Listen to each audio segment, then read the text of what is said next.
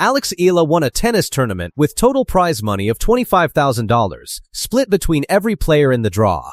4 years later, she earned 10 times that amount in a single week. That gap explains something bigger than tennis. It explains how one Filipina turned a sport with almost no fans in her country into a movement the whole world had to follow.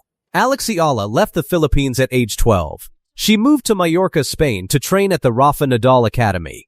She left her family, her language, and her home behind for one reason. She believed she could become a world-class tennis player. At 17, she won the US Open Junior Singles title. She became the first Filipino to win a Grand Slam title at any level. But junior success did not pay the bills. For years, Eala lived the hard life of a low-ranked pro. She paid for her own coach, her own flights, and her own hotels.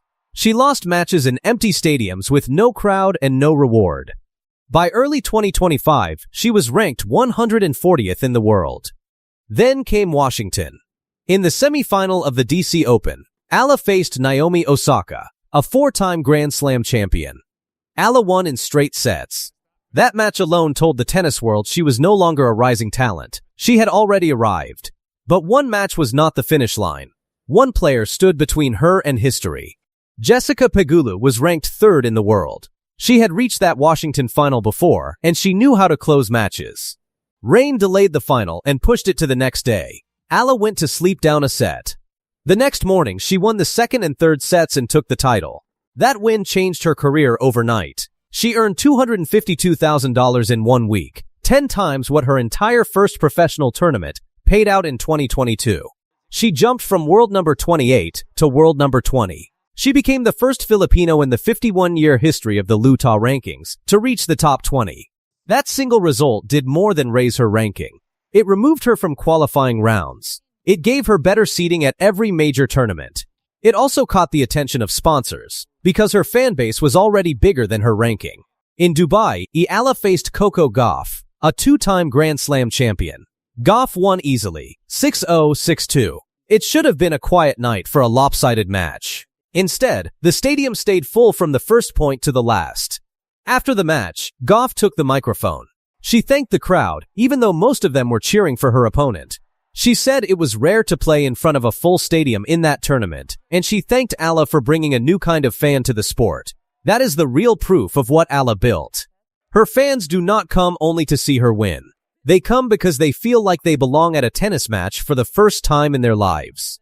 At the Australian Open, Eala faced American player Alicia Parks. The crowd cheered every mistake Parks made. They cheered her double faults. Parks lost the first set 6-0 and was seen in tears afterward. She said she could not stop focusing on the crowd instead of the match. The backlash was immediate. Some fans said the crowd crossed a line that tennis has never allowed.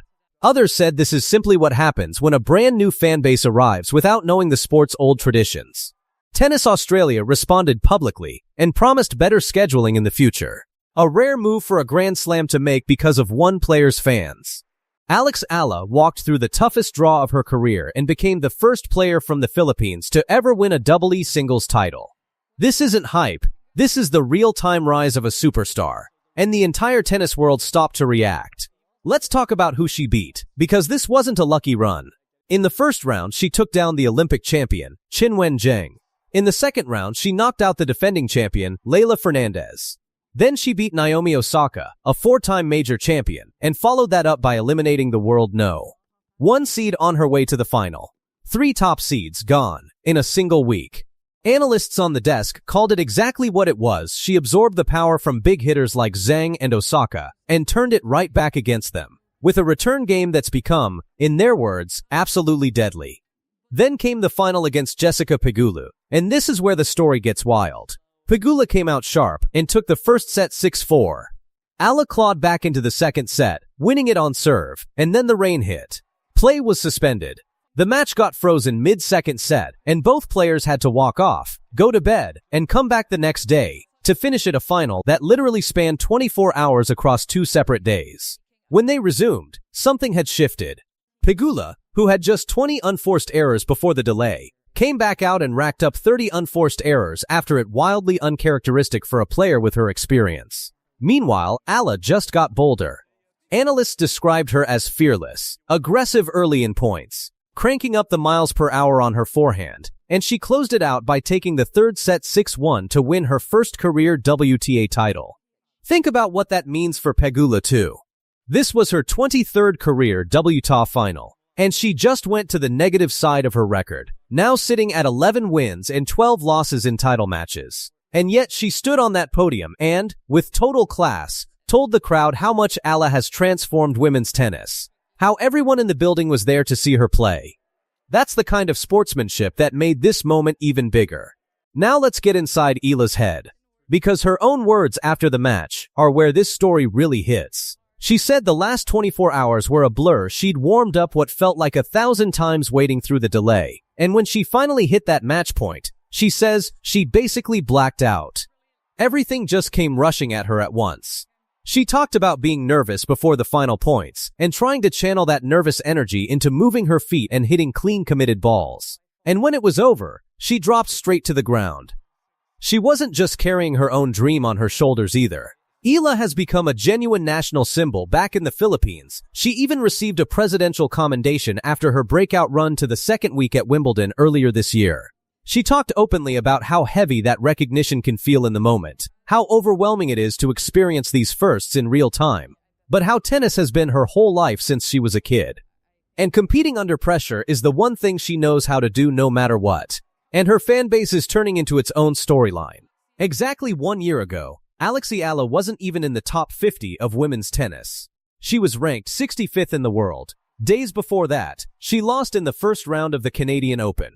Fast forward 12 months, and she's standing on center court in Washington, D.C., holding her first ever WTA trophy, having just beaten the world number 3, Jessica Pegula, in 3 sets.